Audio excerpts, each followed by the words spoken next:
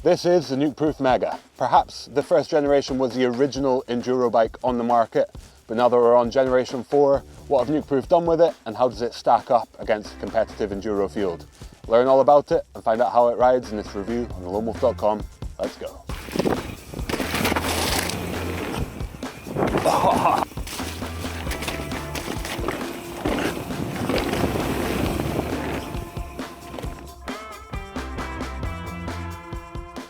This is the Nukeproof Mega Elite Carbon 290 and it comes in at a price of £4,900. We're not going to go into dollar pricing and stuff because you might be aware the kind of situation with Nukeproof at the moment, at the time of filming at least, is a little bit uncertain, and they've opted just to really focus on the UK market for their sales just now. Nukeproof offers the Mega in a choice of alloy or carbon options, as well as a choice of wheel sizes between the 290 with a dual 29er setup, like I'm testing here, or the 297 with a 29 on the front and a 27.5 inch wheel in the back, for people who are looking for a slightly more agile ride. The Mega Carbon uses a unidirectional carbon fiber layup to deliver the kind of optimum strength, stiffness to weight ratio, but it does cost roughly just under £1,000 extra compared to the aluminium frame. You can buy these as frame onlys with the aluminium bike coming in at £1,800 roughly with a shock, whereas the carbon comes in at £2,500. Regardless of what Mega you choose, you get the same 160mm travel rear end using their horse link system. The kinematics on this are nothing crazy, they're quite sort of middle of the road, well rounded, and that is sort of the theme for this bike all around. There's nothing that's really stand out in its performance or in its design, but that's no bad thing. We'll get onto that in the ride impressions in a little bit, but yeah, it makes for a very well-rounded machine. Progression on this suspension sits at around about 19%. The anti-squat goes from roughly 70 to 90% depending on what gear you're in, with slightly more support in the climbing gears, but definitely not a high level of anti-squat, so you might need to rely on that climb switch a little bit more. And then brake squat or anti-rise sits at 75% at sag, which is a fairly typical figure for a horse link bike. The carbon frame has a number of premium details on it, from fully guided internal cable routing through to generous protection with a ribbed chainstay protector and a nice big down tube guard on there. There's a tool mount and plenty of space for a big 750ml water bottle, certainly bigger than the one I've got in there at the moment.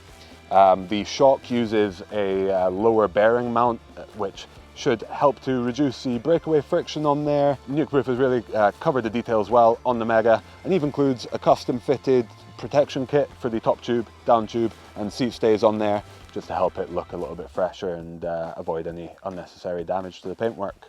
Nukeproof was keen to ensure that riders can get the longest dropper post possible in the frame, so really worked to increase the insertion depths there.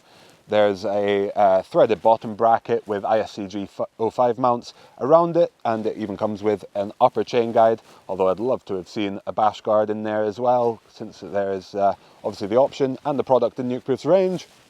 And then finally you've got the SRAM UDH hanger, which lets you run the latest and greatest GX Axis T-type transmission on there, which is really nice to see.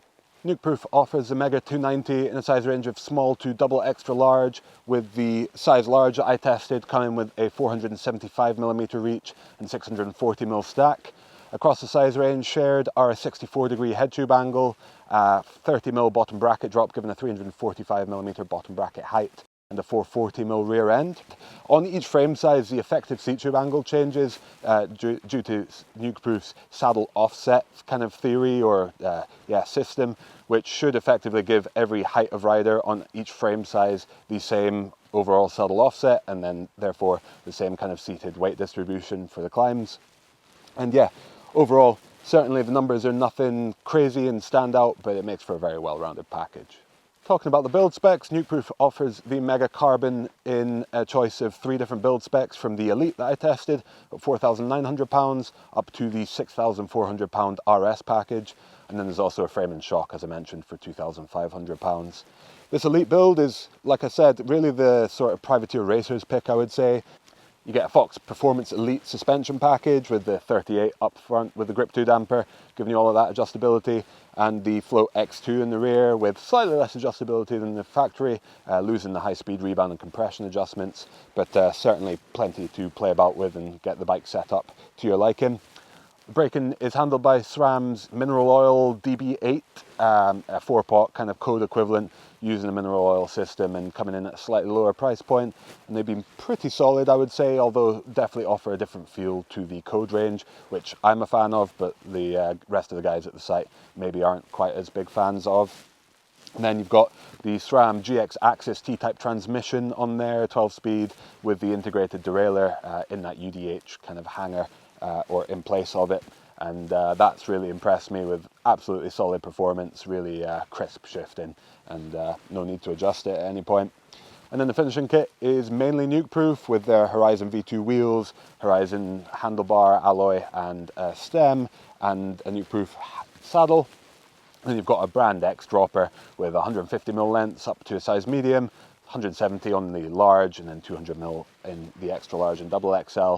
And finally, a proper set of tyres, a Maxxis Assegai double down Max Grip up front, and then a DHR2 double down Max Terra in the back, which is really good to see, and certainly avoids the need to flip any parts before you get this thing out onto the racetrack and really attack the trails. Overall, this weighed in at about £36, give or take. So it's certainly not a lightweight build, but because Nukeproof has spec'd a proper set of tyres on there, alloy, everything, it really is a realistic, usable build. You're not going to have to add a bunch of weight to it when you get it, just to make it kind of durable enough to stand up to the punishment. So it's a build that I've really enjoyed kind of seeing Nukeproof put together, and a build that I've really enjoyed testing. Speaking of which, let's talk about the ride impressions. Alrighty, let's get a taste of the black. Let's go.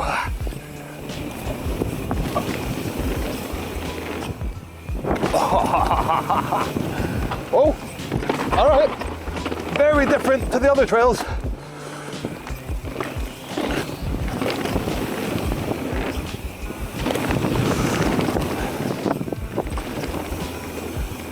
This is cool.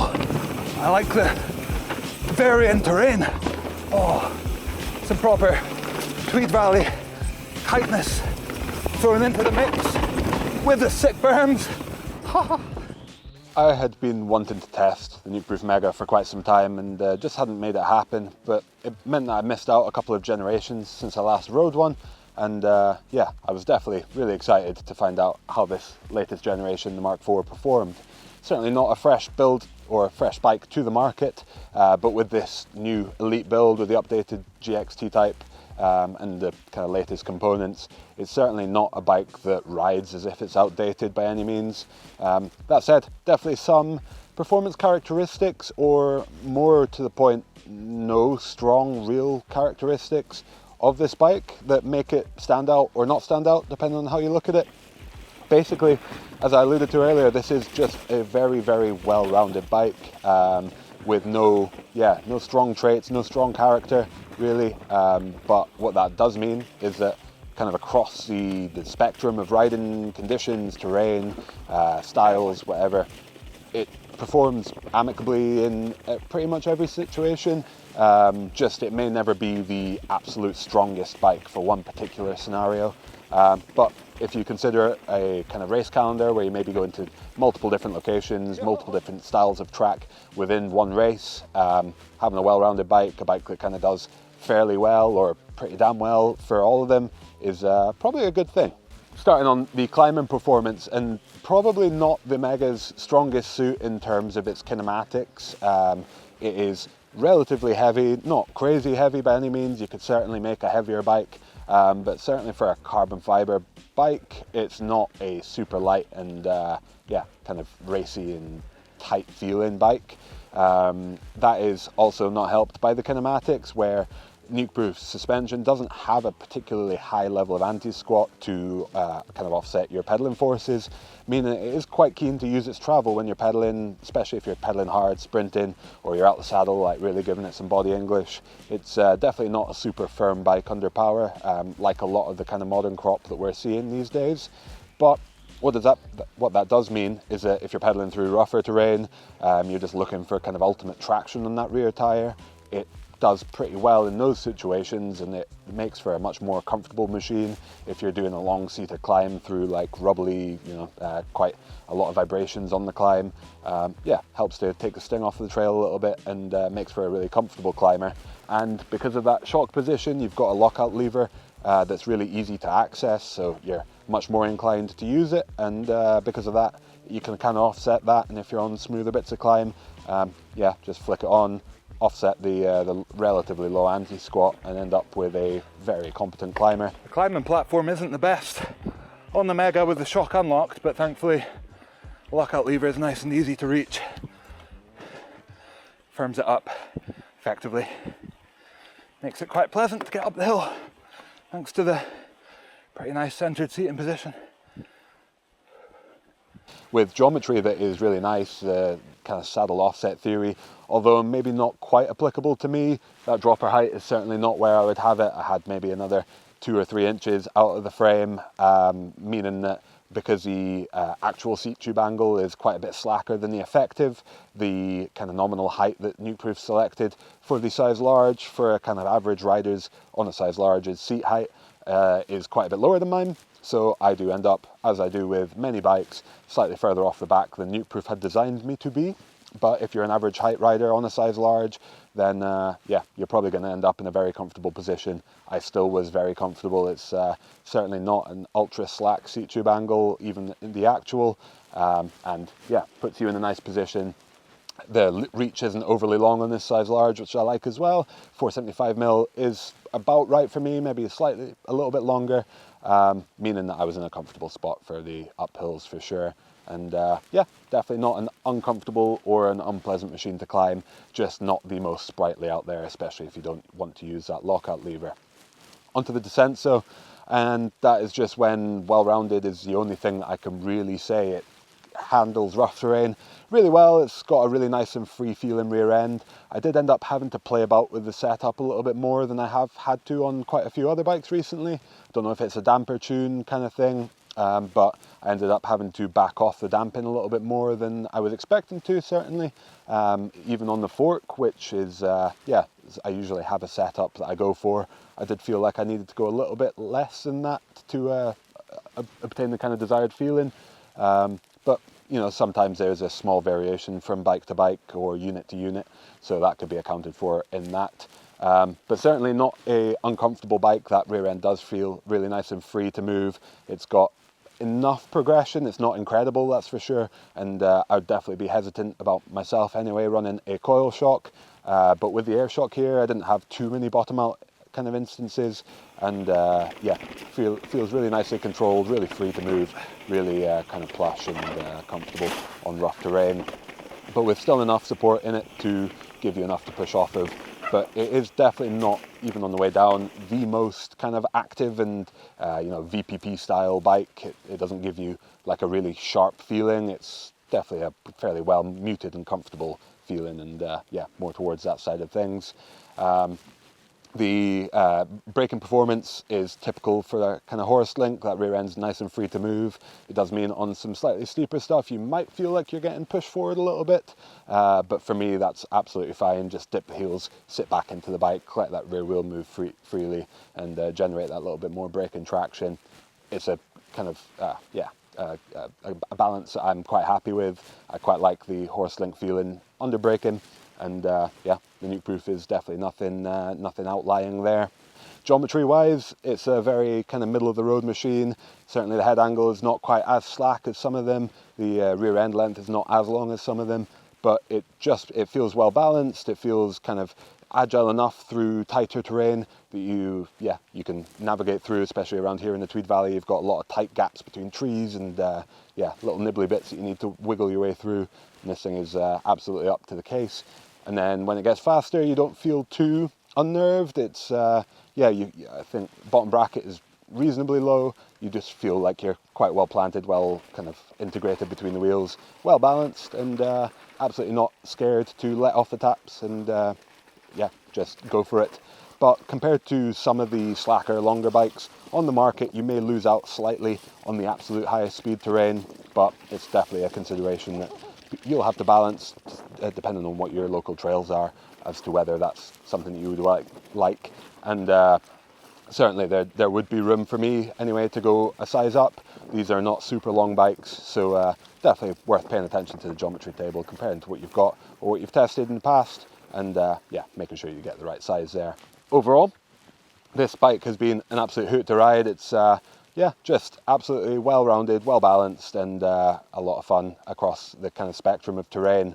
In terms of the build kit, I really wanted to test this Elite build because, yeah, to me that just screams out like where money's going in the right places, and you're not paying for anything unnecessarily flashy, and it's all proved to be absolutely solid.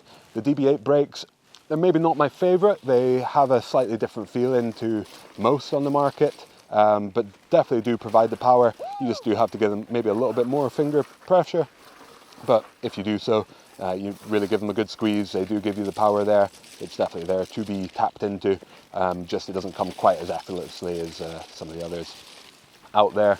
The GX drivetrain has been absolutely flawless, never skipped a beat, and has taken a decent amount of abuse. The wheel set I've reviewed in the past, and they're really standout, kind of solid offering, not overly heavy for that kind of solid and yeah, strong overall performance, something I really enjoy. And the rest of it, I mean, you might want to swap out for a different saddle, a different cockpit, but because Nukeproof has spec'd fairly cheap in-house components for that, it's yeah, definitely not something that you're going to feel all that bad about swapping out, because you've not paid a huge amount for something that you didn't want, such as like a carbon integrated cockpit, which is nice, but you're paying a lot of money for that, and if it doesn't fit you, it doesn't fit you, and that's not great.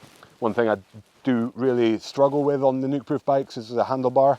The sweep on that Horizon bar is just a bit strange. You have to roll them kind of totally differently visually to obtain the same hand position. I typically set a bar roll with my eyes closed, and then, you know, if my hands feel they're comfortable, then that's all I really have to go off of. But every time I do that on a Nukeproof bar, I look at it and I'm like, is that right? It just looks a little bit strange. But once you get used to that, it's not a problem, and they do perform well and feel pretty good when you get them set up to the right sweep. Anyway, £4,900 for a high quality carbon frame with a solid build kit. It's not exceptional value, I wouldn't say, but it's definitely not bad. And the Nukeproof Mega 290 Carbon Elite has been an absolutely solid bike that I've enjoyed testing a lot. I hope you guys have enjoyed checking out this video and learning all about the Nukeproof Mega. Give us a like if you have, leave us a comment, let us know what you think about this bike. Is this an absolutely perfect kind of solid all-round race ready build? I reckon it's pretty damn close. And subscribe to the channel, see more awesome content on awesome bikes like the Nukeproof Mega. Thanks for watching, guys. Catch you out on the trails.